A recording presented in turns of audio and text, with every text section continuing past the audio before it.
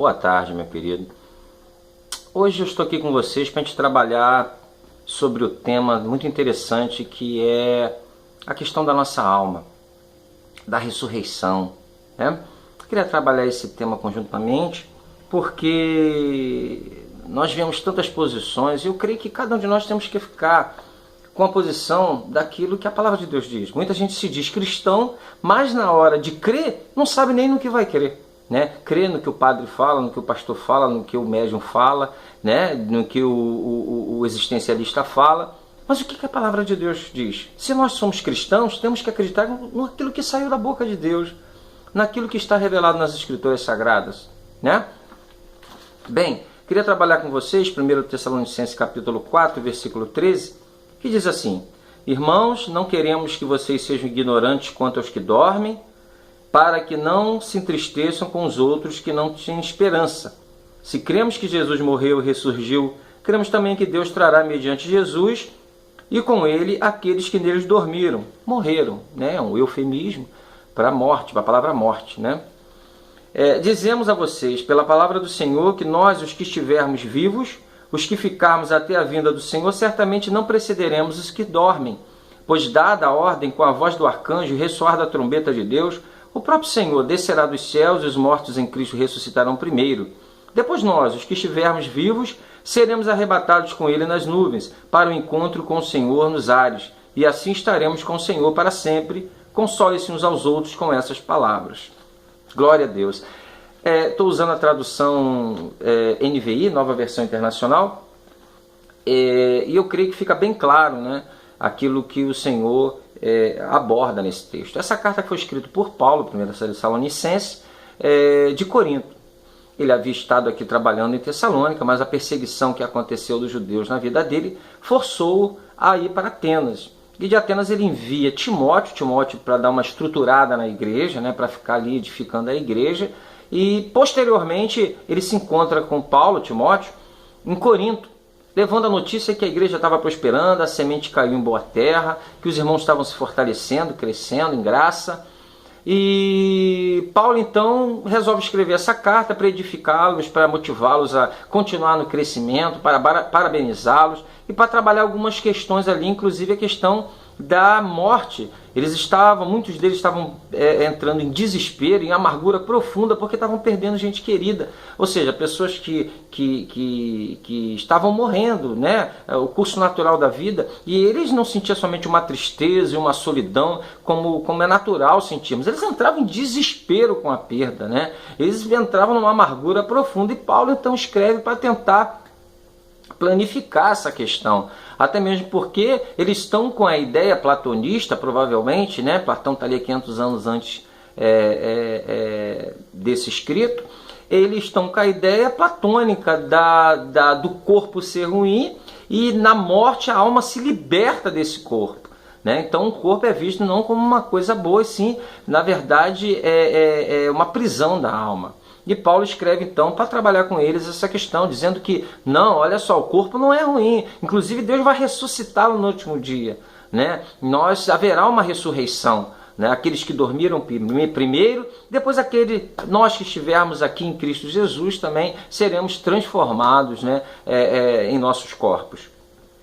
Bem, queridos, se nós perguntarmos hoje para várias pessoas na rua se elas são cristãs, a maioria vai dizer que sim. Mas em relação a essa questão, para você, o que você acha da sua alma? Existem várias questões. Por exemplo, você vai ter a questão reencarnacionismo. A alma morre, depois volta e vai, e volta. Né, uma visão de Allan Kardec, uma visão do espiritismo kardecista, e não só dele, de outros também.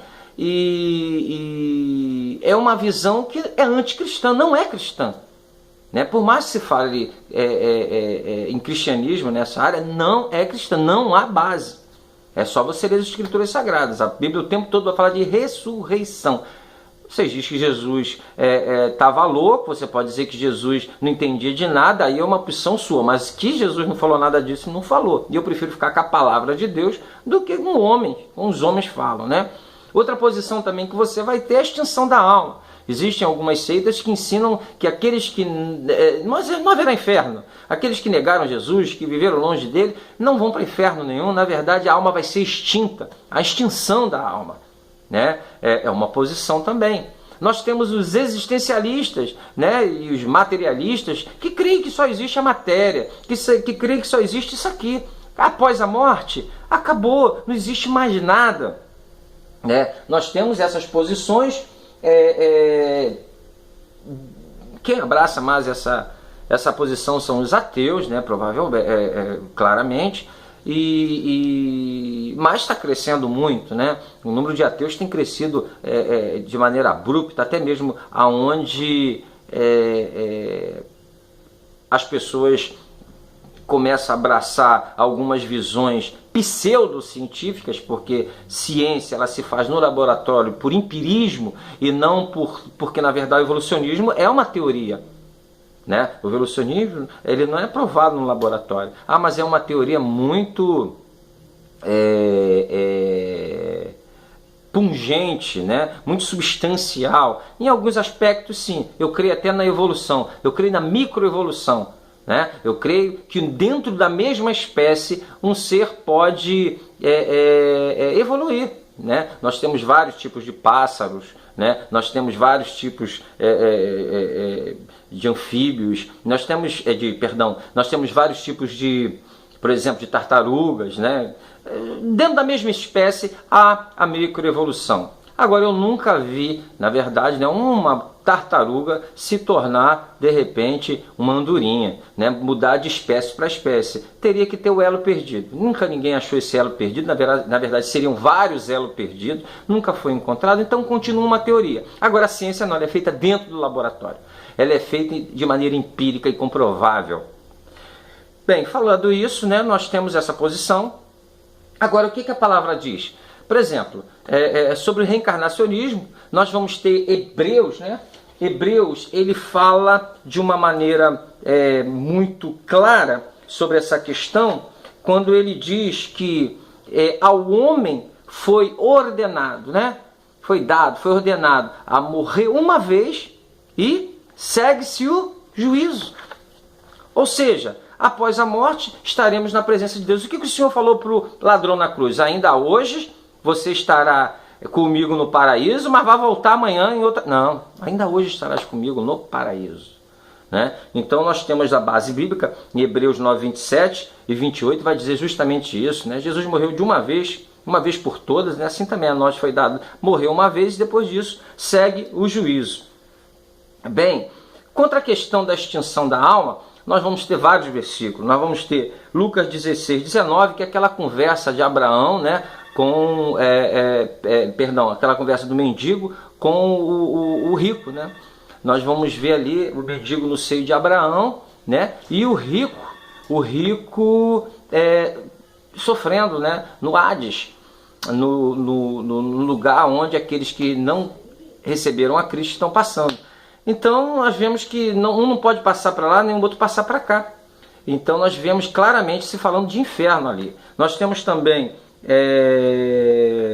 Mateus 18, 8 a 9, que vai dizer, né, não temas o que pode matar o corpo, antes tema aquele que além de matar o corpo, tem poder para lançar a alma no inferno.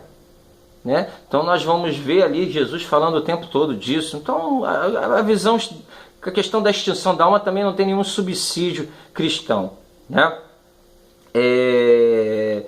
Como eu estava falando agora dos materialistas e existencialistas, aqueles que não creem, nós temos o próprio Dídimo, né? Tomé, quando Deus vai falar para ele assim, porque você só vai estar crendo porque você está vendo, né? Depois Tomé tocou nele, ele disse, não ia crer se não tocasse. Aí ele toca, ele vê ali a parte transpassada de Jesus, perfurada, aí ele passa a crer, ele vai dizer, agora você está crendo? Bem-aventurado aquele que não viram, mas creram, né? E crerão também, porque nós não estamos vendo as chagas de Cristo, mas nós cremos. Por quê? Porque o Espírito Santo que habita em nós nos dá fé. A verdade, a palavra diz que o Senhor é o autor e consumador da nossa fé, né? Contra A questão reencarnacionista nós já vimos, né, que a palavra de Deus diz que o homem é dado, morreu uma vez, segue-se o juízo. Contra a questão existencialista, nós estamos vendo aqui que não crê, na verdade, há exemplos na Bíblia de pessoas que não creram e Deus foi lá e resolveu essa questão, até mesmo para nos estimular, né, para no momento que muitas pessoas às vezes passam de incredulidade. Olha, está aqui, Tomé também passou por isso, entendeu? O Senhor foi lá, corroborou junto com ele a sua existência, a metafísica, né, do seu existir. Então, tudo isso, né, a gente vê essa questão muito clara, né? Então, queridos,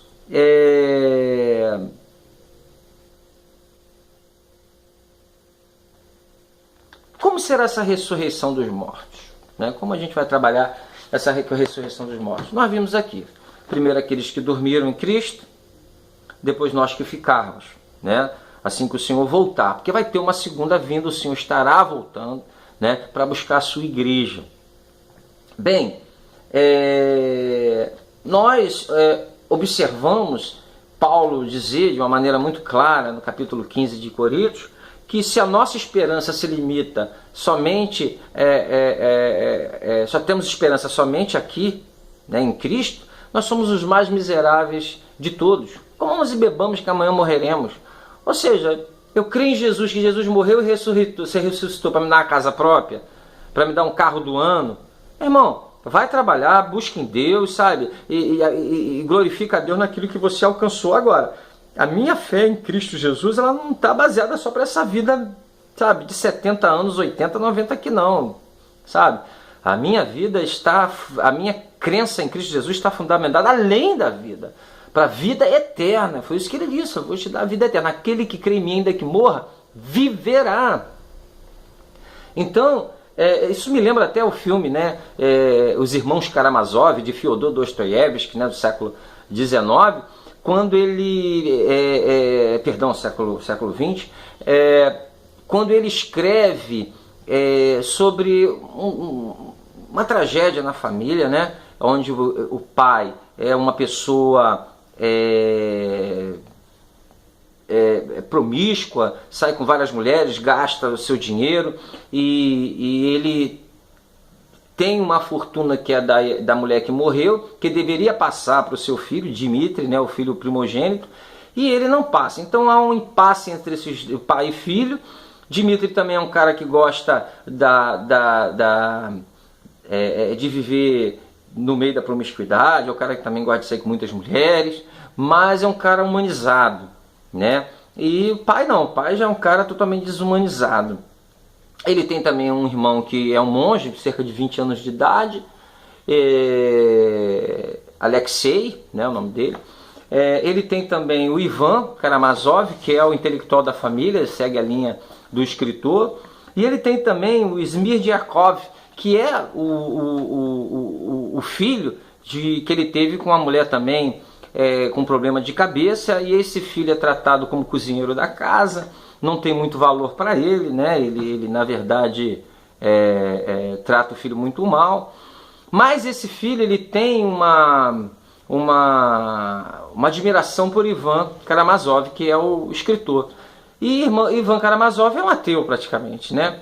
E Ivan Karamazov começa a lançar muitas sementes no coração de Smirdiakov, e ele vai abraçando aquela visão. Uma das questões, ele diz o seguinte: Smirdiakov tinha epilepsia, ele perguntava de onde vem essa epilepsia. O monge dizia: olha, isso é a vontade de Deus. Ivan Karamazov já dizia: não, a ciência diz isso e isso sobre epilepsia. Então ficava aquela disputa, né, entre o monge e entre o intelectual. E na verdade vai se desenrolando a história, você pode ler o livro, é muito interessante. Vai se desenrolando a história até o momento em que Smirdiakov, juntamente com Ivan, com a visão dele, né, eles começam a questionar: pô, se Deus cria o homem, ele sabe, e dá uma responsabilidade humana para o homem, ou livre-arbítrio, conforme algumas pessoas chamam, em relação à sua responsabilidade pessoal, ele vai dizer: se ele dá isso para o ser humano, o que ele pode esperar? O questionamento da própria existência dele e da sua palavra. Então Deus cria um homem que vai questioná-lo? Pá! Depois ele diz, olha, se a moral vem de Deus, né? Porque cremos que ele é um Deus moral, no momento que você passa a não crer mais nesse Deus, de onde vem essa moral? Da legislação? Cada país tem a sua. Vem da onde? Da família? Se Deus não existe moral. O que é certo para você, talvez não seja certo para mim. Ou o que é errado para você, talvez não seja errado para mim. Matar o pai para você é errado? Mas para mim não é, não existe Deus, cada um faz o que quer. Como diz Paulo, comamos e bebamos, amanhã morreremos. Que limite tem? Por que você acha que a sua ética é melhor que a minha? Ou que a sua moral é melhor do que a minha? Relativismo total. Não existe absoluto. Sem Deus não existe absoluto. E isso entrando na cabecinha daquele rapaz, Zimir Yaakov, né? Na cabeça dele, vai criando ali uma loucura, né? Então, em certo momento, o Dmitry, que é o irmão que tem problema lá com o pai em questão de finança, é acusado de ter matado o próprio pai e a coisa complica, né? Porque há um julgamento, mas o Ivan começa a perceber que não foi Dmitry que matou. E o próprio Zimir Yaakov depois vai começar a dizer que foi ele mesmo que matou. Dá todas as pistas para dizer que foi ele que matou. Quando Ivan questiona ele por ele ter matado, ele diz, pô, mas você não disse que não existia moral? Você não disse isso? Você não disse aquilo? Aí a coisa começa a complicar e ele consegue, né? Ele crê em Dmitry, ele sabe que Dmitry não matou.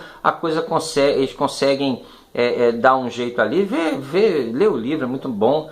Mas isso me remete a uma verdade, né? Se você não crê em Deus, se você não crê na vida após morte, se você não tem nenhuma preocupação com a tua alma após morrer, se você acha que não vai prestar conta nenhuma, se você acha que não há juízo, comamos e bebamos que amanhã morreremos. Comamos e bebamos que amanhã morreremos. Agora, eu creio, porque o meu Cristo falou e testifica com o Espírito dele dentro do meu espírito, que eu sou dele e eu vou viver a vida eterna com ele. E se você crê dessa maneira também, você tem uma moral. Né? Nós cremos que a noção de certo e errado foi colocada pelo Senhor dentro da gente. Não é porque está na Bíblia, não. Nós temos essa noção. Em qualquer lugar do mundo você tem a noção de moral, porque isso vem de Deus. Né? Agora, o ateu não, ele crê que isso é inerente, isso é inato ao homem. Bem, queridos, falando nisso, né, entrando dentro dessa abordagem, fica muito claro que nós precisamos definir no que é aquilo que a gente crê. Ou a gente crê no reencarnacionismo, na extinção da alma, no existencialismo. Ou até no platonismo, né? Quem crê no platonismo, mundo das ideias, né? Bem, é uma coisa que a gente precisa chegar à conclusão. O que Jesus disse é uma coisa, o que Kardec diz é outra, o que alguns fundadores de seitas aí dizem é uma outra coisa, o que os existencialistas dizem é outra coisa, mas eu não quero ficar com o que o outro diz, eu quero ficar com o que Jesus disse. Ah, pastor, mas a palavra de Deus, ela foi escrita pelos homens. Olha, meu querido, eu vou te dizer o seguinte, por mais que eu me esforce, nem a do cachorro eu consigo entender a linguagem. Deus tinha que usar o ser humano mesmo. Né? E glória a Deus por isso, mas não seres humanos comuns. Gente que foi transformada pelo poder do Espírito Santo, gente que caminhou com Jesus 3 anos, gente que Deus conhecia o coração. E gente que morreu por essa verdade. Você imagina? Você pode imaginar aqueles apóstolos entregando a vida por uma mentira? Jesus não ressuscitou. A palavra de Deus diz que ele foi visto pelas mulheres, depois pelos apóstolos, depois por mais de 500 irmãos. Gente que ainda estava ali. Só lê o capítulo 15 de 1 Coríntios. Você vai ver isso. Gente que ainda estava viva quando Paulo escreve isso aqui. Poderia dizer para ele assim, isso é tudo mentira. Sabe, os apóstolos estão falando de Jesus, Jesus é mentira. Mas não tinham como falar. Os romanos esconderam o corpo de Jesus, meu irmão, mas quando o cristianismo começou a crescer, era só jogar o corpo na praça. Os discípulos esconderam o corpo, né? Essa teoria, legal. Poxa, mas olha, um pode até morrer por uma mentira porque tá louco, mas todos morreram por uma mentira, sem contar que no período dos apóstolos já existiam 10 mil judeus que haviam se convertido ao cristianismo. Você sabe o que é isso? Um judeu, quando se convertiu ao cristianismo, até hoje, ele era excomungado, abandonado pela família, deserdado, conjurado, todo ado possível. Como é que o cara vai pagar um preço daquilo se ele não tivesse a convicção daquilo que estava crendo? Se ele achasse que fosse uma coisa simplesmente por tradição da família. Não, a tradição da família era o judaísmo. Não, eles sabiam que Cristo ressuscitou, viram os milagres, a prova de que ele era o Cristo, o Filho do Deus vivo. E esse Cristo, o Filho do Deus vivo, disse que ele vai voltar para buscar aqueles que creram nele. Porque, sabe por quê, meu irmão? Porque os meus méritos e os teus méritos não nos salvam perante Deus. Eles são muito bons para a gente viver em sociedade. Eles são muito bons para nós sermos aceitos em sociedade. Mas perante Deus, a palavra do Senhor diz que se você guardar os 10 mandamentos lá básicos, que todo mundo conhece, mas deixar de cumprir um, você já está condenado. Eu me lembro quando eu fazia o 2º grau, se eu passasse em 8 matérias e ficasse numa, eu tinha que repetir. A não ser se tivesse colégio de dependência, mas não, tinha que voltar tudo de novo. E é isso mesmo, sabe por quê? Porque a lei, ela está ali simplesmente para aviltar o pecado, para mostrar que ninguém é perfeito perante Deus. Por isso que a palavra de Deus diz, né? Você está julgando o irmão que adulterou, mas a Bíblia diz, se você olhar com desejo impuro para a mulher, já adulterou. Quem se safa? Se você se irar contra o irmão. Isso aí não é para te condenar, é simplesmente para você reconhecer que seus méritos não são capazes de pagar o preço pela sua salvação. Por isso que Jesus veio, foi punido naquela cruz, sabe? Para mostrar para você que você não tem condições de chegar na presença de Deus com os teus méritos para ser salvo.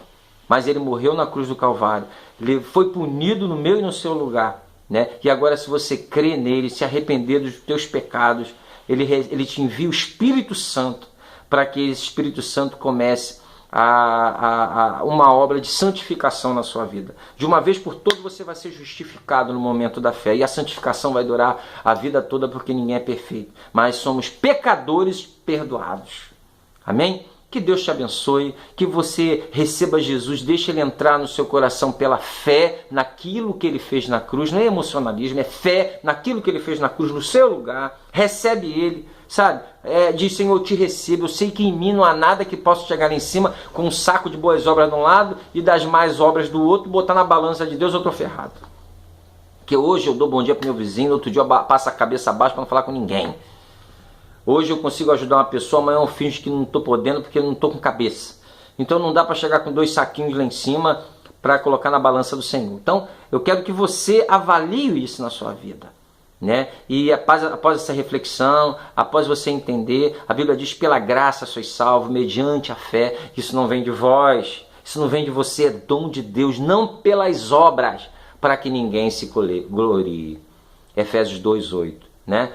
Não é para suas obras, para que você não se glorie. Eu não fumo, não mato, não roubo, eu tenho que ser essa, Deus tem que me salvar. Deus tem que te salvar.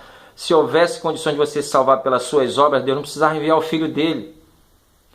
Buda teve um comportamento ilibado, Confúcio teve um comportamento ilibado e tantos outros. Bom comportamento, um monte teve, poderia servir para você. Jesus não veio mostrar só bom comportamento, Jesus veio pagar o preço dos seus pecados para Deus, porque nós nascemos separados de Deus. Salmo 51, Davi diz, em pecado me concebeu minha mãe. Nascemos pecadores e precisamos nos reconciliar. Isso é a palavra religião significa, religar o homem com Deus. Só Jesus é capaz de religar o homem com o Pai. Porque a palavra de Deus diz assim, eu sou o caminho, a verdade e a vida. Ninguém vem ao Pai, senão por mim, Jesus falando. O caminho, a verdade e a vida, artigos definidos. Não um caminho, uma verdade, uma vida. Pense nisso, irmão. O cristianismo é exclusivista, sim. As pessoas criam várias religiões porque nós sabemos que o homem tem sede de Deus. Em Atos vai dizer que o ser humano vive tateando e tentando encontrar Deus. Eu também fui de vários tipos de religiões. Eu busquei em todos os lugares. Perdi minha mãe crendo numa coisa e queria ajudá-la e no final não ajudou, né?